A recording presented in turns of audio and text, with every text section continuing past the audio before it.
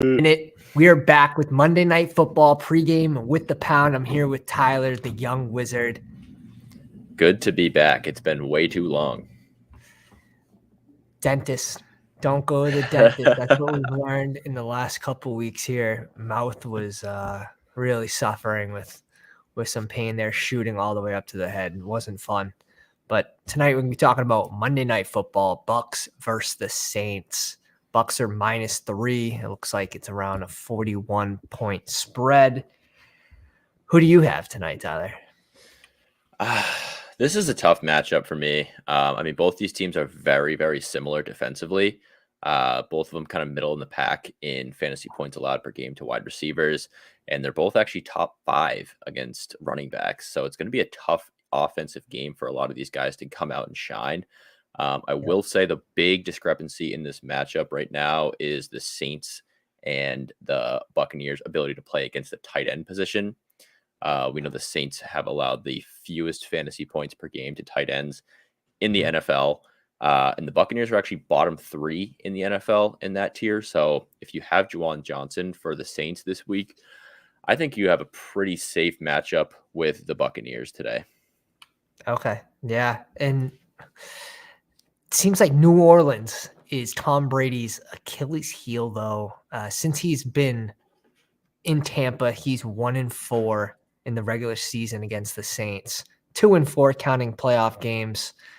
It just seems like that defense has his number, Dennis Allen's defense. Yeah, definitely. And that's been his big struggle since going over to Tampa Bay is the Saints. But I mean, most of that time was against Drew Brees. And this is definitely a vastly different offensive team this season. Andy Dalton running the helm over there. And then you got no Mike Thomas still. They're just really scrapped for parts on the offensive side outside of Kamara and Olave. So there's just not a whole lot working for him offensively. If there's anything I can say in Brady's favor, it's that he has the weapons to get this job done. The Saints are banged up on defense. Yep. Lattimore's been in and out of the lineup throughout the season. So if they do have a chance to win tonight, it has to be on the offensive side with Brady. I agree. I mean, you getting Lenny back tonight too from the first time since week 10. You have to love that. So we'll sort of see how they come out. They want to run the ball with the rookie. They want to get probably Lenny back. It'll probably be around a 50-50 split. What are you thinking there between the two running backs? Yeah, I mean, White has definitely popped off in the past couple of weeks with the absence of Lenny. He had performed really well the other week, and Fournette just hasn't looked great this whole season. I don't think he has a single game over 100, or maybe one game over 100 yards rushing on the season. But even still, it's been tough sledding for him the whole season. The offensive line has been banged up. They've been shifting parts all around all season long, so there hasn't been any continuity in that offensive line so far this season. And the way the Bucks play, they really thrive on having the run game start off hot, and then they need to turn to the play action pass a lot with Brady and using those wide receivers. But they just have not been able to get anything going in the run game, which has definitely impacted the wide receivers' performances. Yeah, no doubt. I'm going to pull up Lenny here, and you can just take a quick look at this game log. Hasn't played since week 10. Obviously, week 11 was the bye. In week 12, he sat out. Coming back into this offense, he's been suffering. His yards per carry average has been pretty disgusting. You could also see his touches going from the 20s to 8, 9, 9. That last game with 14. But you can expect now with the rookie really excelling in that last game, I think he's earned a role, a relatively big role in this offense as well. So Lenny, who was clearly frustrated in that last game he did play against Seattle with the rookie getting more involved, we can expect to see more of that tonight. Yeah, definitely. And we're down towards the end of the season where every week matters 10 times more, especially when you're the Bucks and you're 5-6 and you're trying to vie for that division win. It's not a pretty division right now in the South. So definitely getting the run game going with Fournette is something that they need to establish early on in this game, but it's not going to be easy against the Saints. I mean, they're allowing 4.5 yards per carry, which is middle of the pack, like we touched on earlier. But Fournette just hasn't looked good this whole season. I don't know if it's a health issue or, like I said, it's just been the offensive line that's really been struggling for them so far this season. Yeah, I so many injuries even before the season started. Um, Poor Tampa Bay, poor Tom.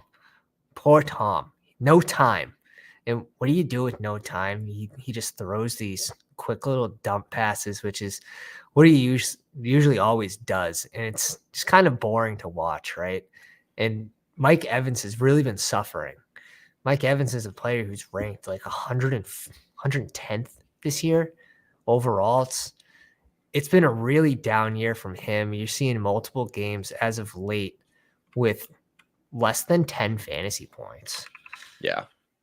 Yeah, and I will say the one thing with Mike Evans too, though, to note of is his red zone targets. He's still in the top 20 in the NFL for wide receivers and red zone targets. So the red zone targets are there. It's not like Mhm. he's not getting them. It's just he's not been able to turn them into anything, whether it's been great defensive coverage, poor throws, but he just hasn't really been able to turn those red zone targets into the touchdowns that we've seen over the past couple of years.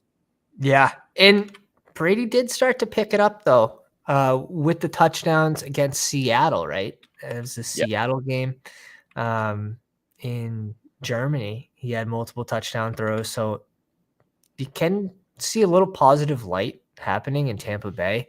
And in December, this is Tom's month. right. Right. This is definitely when he needs to make that step to prove to everyone again that he still has it. He's still Tom Brady. This whole season's kind of been a wash for Tampa Bay. I mean, they're 5-6, they're under 500, and we're more than halfway through the season. This is very uncharacteristic of Brady to allow this to happen. So I'm not pointing the finger directly at him, but the way he's played has not been pretty to watch. No, it really hasn't, but you can just kind of maybe mash it up to a little bit of Giselle, a little bit of the offensive line. Godwin now healthy, but early in the season, obviously wasn't playing. Cameron Brate out, no Gronk. So there's been a lot of different factors for Tom here this season, especially like we said, just suffering in the red zone. If they can get the red zone figured out, Tom's been throwing for an adequate amount of yards to get you enough fantasy points for your team.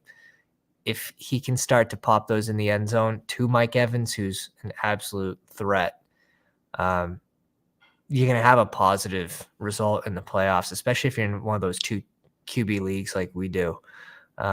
He's an adequate QB2 for sure in the playoffs.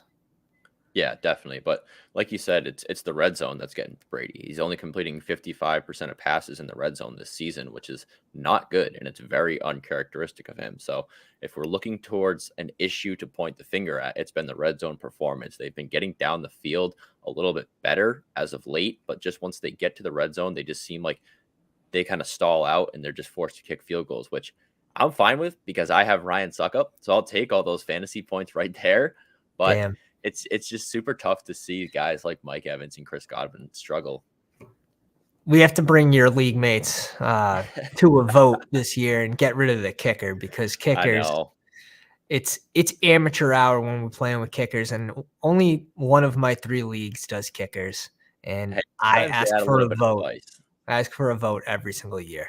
Like, can we Sometimes get they rid of the add a kicker? little bit as a spice. You get guys like Justin Tucker or Ryan Suckup that can put up those occasional 20-point bombs for you, and they help you win. But a lot of the kickers, it's iffy. I've been trying to push for a 3 wide receiver league and get rid of the kicker, Yep. or maybe a 2 flex league and get rid of the kicker too. But Yep. it's tough Both to good get rid of the options. kicker when tradition is tradition in a lot of our leagues. Get rid of it. Add anyone else. Add a second defense if you have to. It's getting ugly. But yeah, I hear you. I have a kicker league and I have Gano. And it's just like they have a good enough offense to march down the field with Barkley, and then they just end up kicking the ball. So it's been a beautiful thing there. But Exactly. just who wants to stream kickers? You know what I mean? Like, I want to worry about like the actual players that, Yeah, I don't I know. I don't I'll tell you this.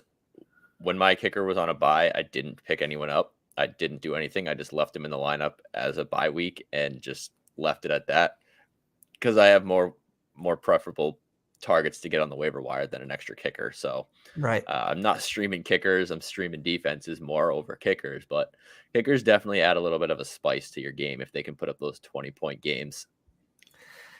I think it adds a little more luck to your fantasy football league where the better player should win, right? So if you Right. get rid of that luck factor, like adding an extra flex, adding an extra receiver, now there's more decisions. The bye weeks become tougher. Drafting becomes more important because you're drafting for depth for those bye weeks. And that's usually when I come back is during those bye weeks. And man, one of my leagues, I just put up 190 something points this week, so I was not going to lose. But I lost 6 weeks in a row in this league. And let me just Damn. read you off my squad. My The team's on a little phone. tear right Yeah. now too. I Yeah. have 4 straight weeks of over 150 points since trading for Devontae Adams. So we got Yep. the three-headed monster at wide receiver with Tyreek Hill, Stephon Diggs, and Devontae Adams now.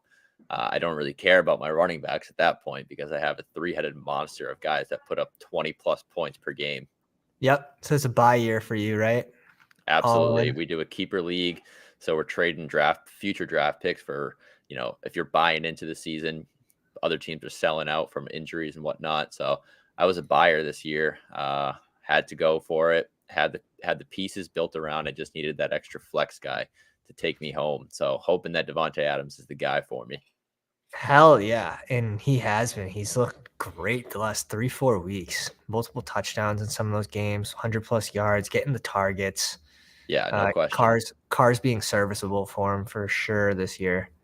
Yeah, and that offense has definitely kind of flipped on its head over the past few weeks too. Obviously, Josh Jacobs had that huge performance just the other week too. The 50 bomb that he put on a lot of people's heads, Yeah. just like mine. But it's definitely good to see that the offense is starting to come around a little bit more over in Vegas with McDaniels now. So I guess we'll have to kind of wait and see what Derek Carr does towards the end of the season. I don't think they're really going to be a playoff team, but Devontae Adams and Josh Jacobs are still definitely top fantasy value players.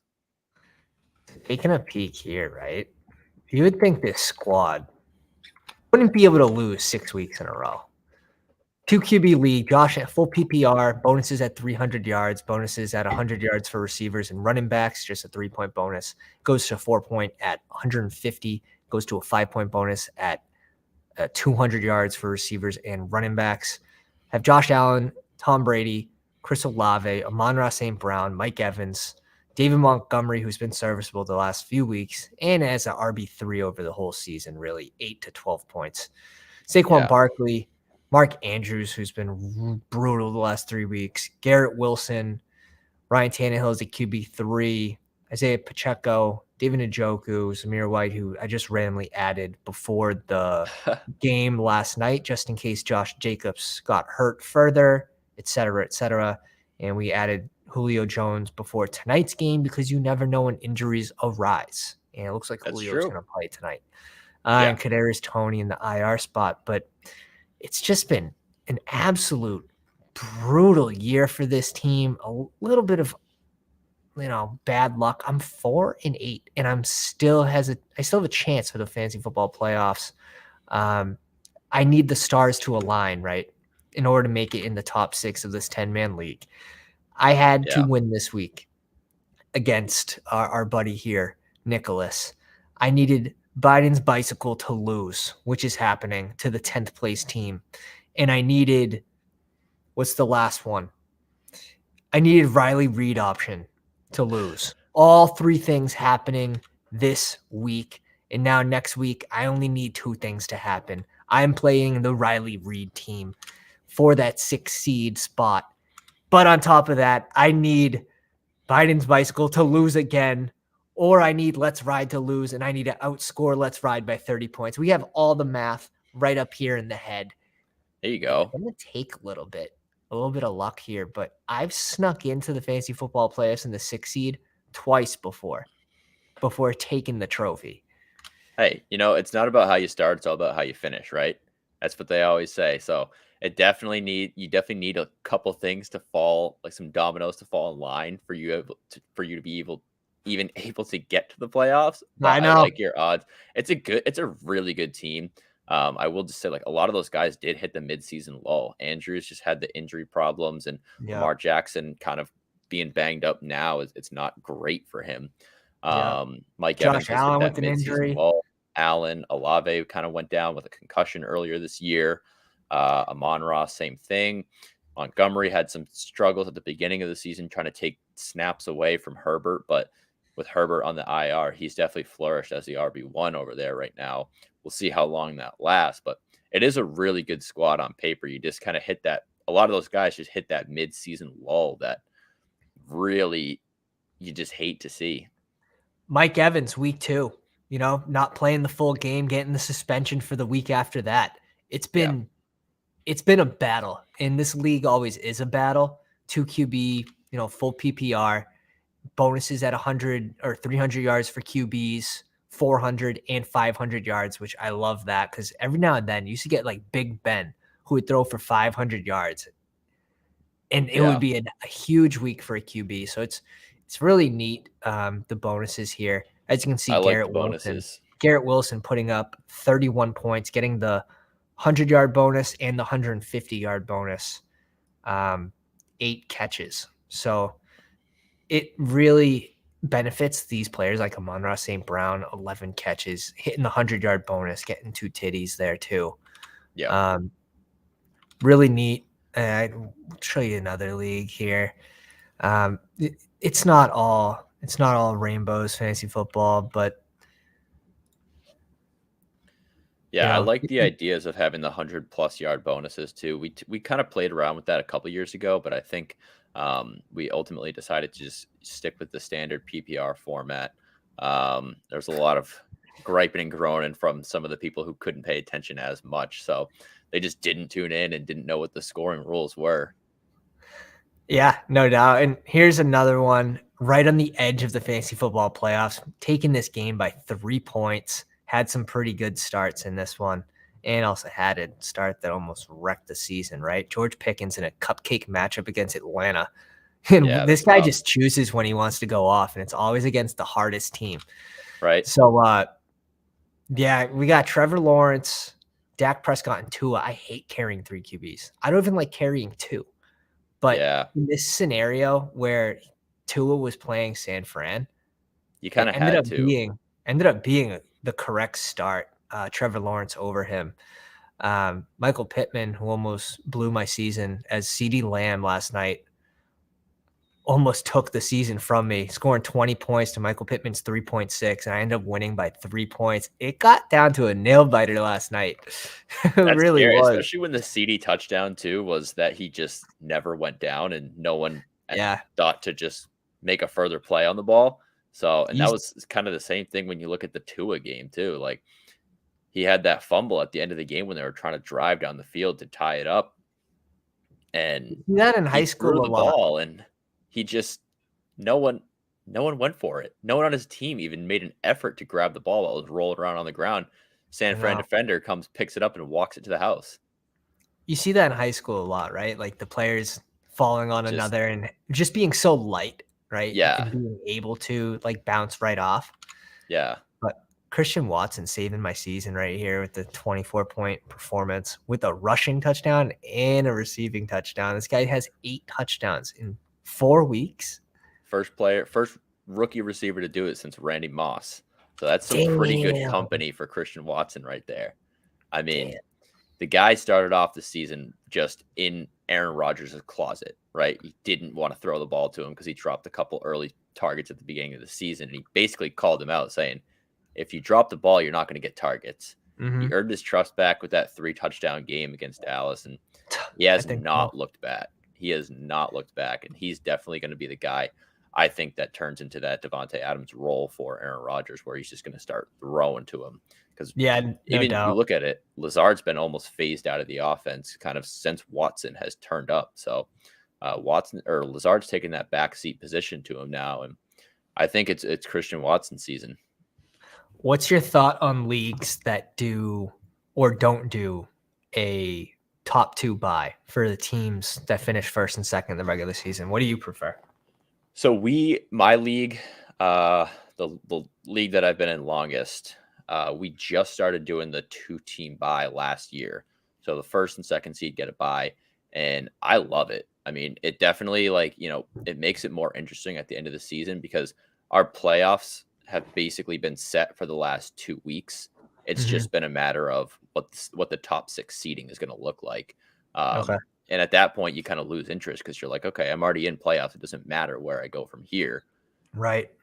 But if you have the 2 bye positions in first place and second place, it definitely makes teams makes all of us more interested to kind of stay involved all throughout the season rather than just, get to playoffs and then wait till the playoffs start. I agree. And I 100% agree. You should get some sort of advantage for finishing in the top 2. Mhm. Um, you know, it it really adds another factor, like you're saying. Like, you don't want to throw any games in the fantasy football playoffs if there is a bye for those first 2 teams, because you're not worried about who you're playing if you get that bye. Right. I've seen a lot of tinkering around the fantasy football playoffs, losing maybe the last week on purpose to then play a different team. What are your Right. thoughts on that slight advantage that people play? It's more like an angle, right? Yeah. I mean, Dirty it's definitely play like or legal? I want to say it's legal, but I don't like it. I don't encourage people to go out and throw games. But if you're smart enough to look ahead and see what matchups you could have in the playoffs, I mean, all the power to you. If that's what you want to do, all the power to you. Go ahead and do it. I'm not going to be the team that's going to look ahead at what my playoff matchups are potentially 3 weeks out in advance and try to lose games. Right now, I'm still vying for the last bye seed, or for the second seed in the bye spot in my league. Yeah. I'm 1 game out of the spot, highest scoring team in the league, but I'm 1 game out, so I need to win. I need the second place team to lose, and they're playing the last place team 2-10 or Yeah. 2-11 or whatever like that. So it's a tall order to ask for the second seed to lose to the last seed, but if it does happen, I'm in a good spot and I'll be able to have that bye week 1. Yeah. And I can't say I've never done it, right? Last year I tried it because I wanted to play a different team. I thought I had a significant advantage if I lost a game and I was reseeded against the 3 seed instead of 6, right? And it Mhm. almost started a civil war in our league. And after that, it's like, all right, if you guys are gonna take it, the wrong way like that, I mean, in my mind, it's completely okay because you're fighting for every advantage, and teams do it. We just saw it happen in soccer, right? I forget what team did it, but they let another team win, so they didn't play Germany, right? Yeah, So, like, so then Germany got Brazil got in. eliminated. So, it Wild. now that might start an actual war because Yeah. soccer is huge, but that started a war in my ten-team fantasy football league, throwing a game to change the outlook of the playoffs. So, I can only Listen, imagine. if you're smart enough and you have enough time and mental capacity to look 5, 6 matchups ahead and see who your potential playoff matchup could be, all the power to you. Like I said, I'm not going to do that. I'm just going to focus on winning my games and see what I have to do to get into playoffs and get that bye seed at number 2. But if you're going to be the guy that definitely wants to have the easy matchup, go for it. No problem with it. Jeff, we'll get to your question in just one second. I want to show these stats right here. Now, I've lost, the last 6 weeks in a row in that one league, so it really killed my record. I went from plat to silver in a matter of 4 weeks, so don't pay attention to that.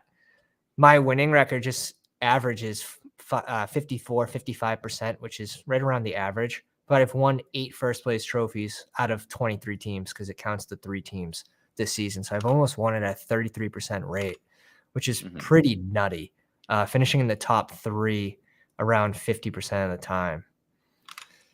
Pretty good. It I takes a mean, little bit of that's luck there too, right? Fantasy football, but it's proven we got a system that works. Jeff, question for the week. I'm screwed at QB because I have Lamar and Watson. Who do I pick up? Goff, Kirk, Brady, or Huntley? Who do we have for Trevor Lawrence's matchup? Why do I feel like he has a decent matchup next week? Lawrence might not be available probably at this point in the league, especially if, I mean, Depends. 10 I don't. team league, he could be. So I wouldn't count out Watson to have a bounce back. The Texans actually have a sneaky, really good defense, and they've been really good against the pass so far this year. They're third in quarterback points allowed in fantasy so far this season. So I wouldn't read too much into the Deshaun Watson poor performance because that whole offense kind of sputtered. It wasn't just him. I think giving him an extra week to kind of get back into it, I don't hate putting Watson into the lineup next week, and I'm pretty sure he's got a fine matchup. If I'm correct. I did like Lawrence next week against the Titans. How about Kirk? Who do we have for Cincinnati? Yeah, So Watson has Cincinnati next week. I think that could be a high scoring game. Like I said, definitely Houston's been sneaky, really good against the pass and the rush. Their defense has actually been really good this year. One thing people haven't given them enough credit for. So I wouldn't read too much into the Watson poor performance because, like I said, that whole offense just stalled out and didn't really do anything. I'm not loving the Huntley ad. I know he's a very similar player to Lamar Jackson. Even back when he was at Utah, he was an RPO guy.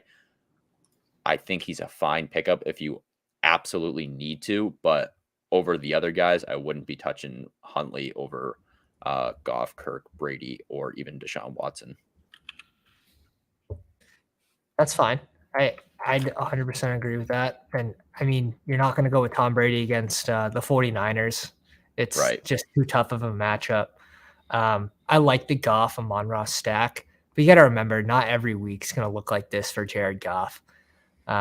He did have a positive matchup this week. So I will say the one thing with Goff too, I believe they have Minnesota next week, and Minnesota bottom 5 in points allowed for quarterbacks in the NFL, over 7.5 yards per attempt. So it's a team that you can pass the ball on really well. We just saw Mike White throw 57 passes and have over 350 yards against them. He had a couple interceptions, but that's Mike White. And second week in the system, working for him. Yeah, I definitely like Goff against him. I like Goff against Minnesota a lot more than I like Mike White against it, especially if you have the stack. I don't think you can really go wrong in this situation. I would probably prefer Kirk Cousins to score more points. Now, if you're looking for the highest upside, if you're playing one of the tougher teams in your league and you need to get in and you need that high ceiling, obviously you can't get a higher ceiling than when you're stacking your number one receiver with your QB. So I would say go ahead and do that. But if you want a steady 16 to 18 points, I mean, Captain Kirk can get you there every single week, right? Yeah, and especially against Detroit too. That's a super cushy matchup. So either one of those quarterbacks is going to be fine and serviceable. But if you are in a position where you don't want to drop anybody to really get a quarterback, I say just roll with Watson. I think he's going to have a bounce back week. Jeff, let me ask you this: are you a pounder? Are you subscribed to the Pound? Because if you're not, we're doing these live streams 3 times a week. We had a little sabbatical where a little dentist issue, but we're back and we're live. We're answering these start-sit questions every single week, and we'd love to have you part of the Pound. Pounders. Let's go. Who do you have tonight? Who do you think is going to win? Straight up, minus the points. It's a 3-point spread, -3 for Tampa Bay. Who do you think is going to take the cake, though? You asking me? Brady versus it's Dalton tonight, right? That got confirmed. It is still Dalton tonight. He's running out of room though. He very much is. I would say, maybe 1 or 2 more of these kind of super stale weeks, offensive weeks for Dalton, and then we might see famous Jameis back in the lineup there, or maybe even Taysom Hill. But hey, wouldn't you like to see Taysom Hill play a full game? I really would.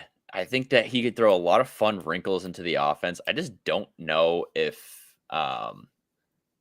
he has the arm to get it done. I just think he's really good at out creative mind thinking the defense. He uses the RPO super well to his advantage, and he's great at just moving around in the backfield and then just splitting out wide and catching a pass. But I don't think he has the arm to really get it done. Man, Red Rifle could pull through. That's the thing. And what they need to do, what the Saints would need to do to be successful in this game, it wouldn't be as much Andy Dalton. They have to get Kamara more involved, and he has to make an impact. Let's pull up his last 3 games have been absolutely disgustingly bad. Single digit performances in the last 3, and it's been a trend that we've seen all season long with him, actually, where he's had the one standout game, right? It was a 40-point game, Mm-hmm. or nearly a 40-point game, but then outside of that, he hasn't really produced Alvin Kamara numbers this season. So I don't know if I don't know if this is a good matchup for Kamara. Tampa Bay does really well against the rush. The one thing I'll say that if you're New Orleans, you need to get tight ends involved because that's how you beat Tampa Bay. They're really bad against tight ends this year. Get Juwan Johnson involved, get Taysom Hill out there, split him out, do some creative things with both Hill and Juwan Johnson in the red zone, and that's how you beat Tampa Bay. But I just don't see Alvin Kamara having a big performance tonight. He's just struggled all season long. Juwan Johnson's actually ruled out tonight, so you might see a little spark from Hill. Playing as a tight end, playing as a running back, who knows? But playing all the positions, he might even put him on defense. But Kamara, I think this is his game.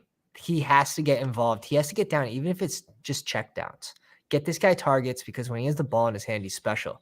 We saw that 34-point week right here when he had 10 targets. He had 9 catches. So he can make the plays happen, but not unless he's touching the ball, right? Like seven carries for 13 yards in a close game against San Fran. What are you doing? You see these last 4 games where he's performed badly, they've lost 3 of the 4 games, and there's an obvious correlation there. So if they Yeah. can get Kamara involved, they can definitely take this game away from the Bucs, along with their solid defense. Yeah, the issue with New Orleans is that a lot of these games they are playing from behind in. So it's super hard to get the run established when you're playing from behind and you need to score points. So really that game against Vegas was the standout alone performance for Kamara this season where he did have a lot of targets and a lot of rushing yards, but that was against Vegas, one of the worst defenses in the NFL. So it's not like you can point to that and say, why isn't he doing this every week? It's because it was against Vegas, and 2, they were ahead that entire game. So they were able to run the ball and just run the clock out. Poor Vegas, man, taking it on all angles. Someday they'll be good, right? Hopefully, they just spent all that money on guys in the offseason to bolster that defense, and no one's panned out for them. But you want to know what? At least they went out and they got Derek Carr that weapon, right? They Right. went out and they got Tua that weapon. Yeah.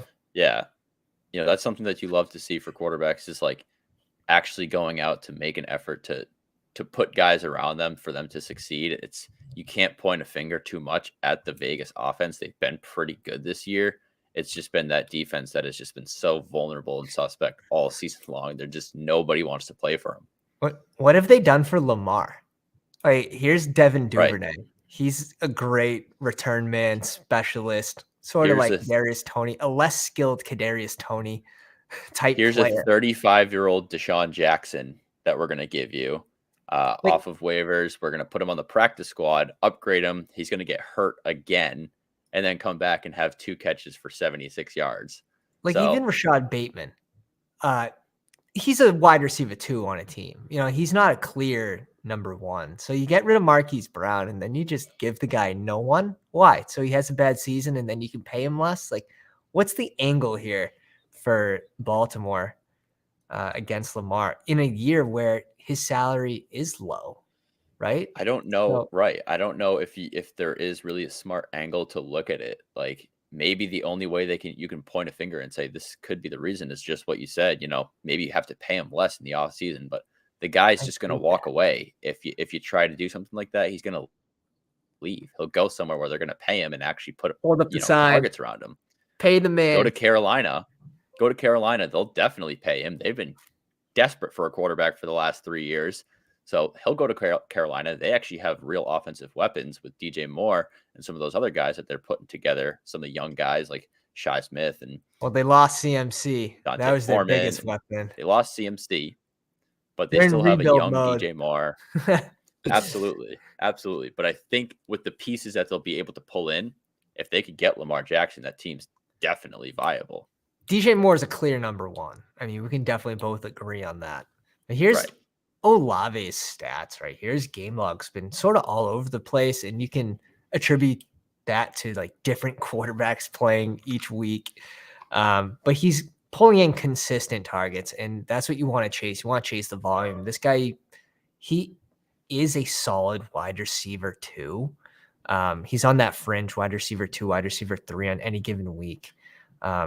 Not a really big red zone guy. Juwan Johnson really stole that role. And you have Kamara, who's just an absolute nasty gadget player inside the red zone. Yeah. But he's pulling in these targets 14, 7, 9, 5, 6, 9. And you love to see that. Some of these games are tough games as well. Not obviously not Vegas, as we've already established. But his schedule in the playoffs isn't that bad. Like, we have Atlanta as his first matchup. You have to love that for the fantasy Right. football playoffs. Atlanta and Cleveland are both pretty good matchups for Olave. If you are, considering when to play him, those definitely, if you need that flex player that's going to give you big targets and really good production out of the flex spot, Olave in those first 2 weeks of playoffs is going to be a great guy to have on your roster. And, Yeah. this is his rookie campaign too. And he's been forced into the wide receiver 1 spot because Mike Thomas decided he doesn't want to play this season again. So he's been forced into that number 1 wide receiver role. He's been in and out of the lineup a couple times with the concussion injury, but he's been really good so far this year, especially for a rookie campaign. I like to see what his future is going to hold in New Orleans. We'll see what Mike Thomas does. We'll see what they do for quarterback situation over there. We'll see what Kamara's suspension looks like next year. Yeah. So it's going to be True. interesting, but Olave's actually been a really good part of the offense this year. True. And Jeff says the Saints future's kind of effed. Yeah, you can sort of already round up next year is kind of a big L. Yeah. Michael Thomas, at this point, you just release him. You just sick of the game, sick of the injuries. Maybe try to sell and get whatever you can for him. His contract's up this year or next. I'd have to look into that. Yeah. I feel like he just signed an extension. But their future, you're right, it's not looking great. On the other hand, the Bears, at least they're trying. They're pulling in players like Claypool, Komet, who I had as like a buy low early in the season. It ended up being right, but it took a little while, right? So I looked pretty dumb for the first couple weeks, but this is a guy who had over 100 targets last year. And he's pretty much on pace to get back to that point. He started slow last week, but ended up with like 10 fantasy points, which is all you really can expect from a tight end outside of the top 3 guys. Even Mark Andrews hasn't been getting 10 points. Like, he really has to pick it up, especially with no one else in the offense. I just think he's banged up. Yeah, I think it definitely plays into the fact that there's really not a whole lot of other weapons on that team to really throw the ball to for Jackson. So you can game plan a lot more for Mark Andrews than you can if there were other weapons on the team for Lamar to actually throw to and utilize. Like, even the running game has been bad in Baltimore with Kenyon Drake, Gus Edwards being in and out of the lineup, no Dobbins still. It just hasn't looked great in Baltimore. So teams are probably just game planning a lot more for Mark Andrews to be involved. Yeah, I think you're right there. But Justin Fields, he's really picked it up from this throwing the ball 17, 11 times to, nothing lower than 20, which is what you have to have unless you just want to lose every single game.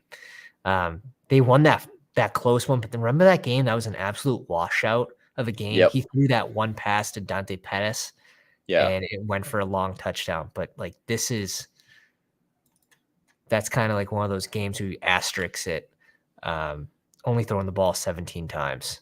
So Yeah. look at this passer rating. Just really, really different from these first 4 games. 27%. 27 Yeah. QB And rating. I think the big thing with that is that they're just giving him the reins to just let him do what he needs to do. He's Yeah. not a guy that you can confine into the pocket and force him to be a pocket passer. He's thrived on being able to escape, make plays with his legs, get Mhm. outside, and then throw the ball deep when he needs to. He's made a couple questionable decisions throughout this season with some of these like bad interceptions that we've seen. But like the last 2 against Green Bay. But even still, you just look outside of that, this is his second season, right? It's only his sophomore season in the NFL. So those that decision making process will get a lot better for him as he continues to Yeah. age, learn more. But if you go back 5-6 weeks ago to one of our first videos that we put out as a group, my big waiver wire target, Justin Fields, I told everyone he was Week available in 6. 40% of leagues or he's available in 60% of leagues at that point, or 70% of leagues at that point. Yeah. I said, this is the Justin Fields coming out party. Go Mhm. out and get him. And he's been on an absolute tear, 2 40-point games since then. I mean, you just have to love the rushing upside the guy brings to the game, to the offense. And they're putting some good pieces around him. Obviously, the defense has just been selling out. They just gave away I know. everyone. I But that know. just means more points for Justin Fields because they're going to be playing from behind. They're going to need to just score a lot of points. So give Justin Fields all the time that you need to just flourish Yeah. as a really valuable quarterback in the league. Rushing touchdowns in the last 6 games. In one of those games, he had multiple on top of these throwing touchdown games. He's been the QB1, top 3 guy. Even with the injured left shoulder, he had a good game last week, throwing for 250 yards and having how many yards on the ground? 71. And Only a touchdown.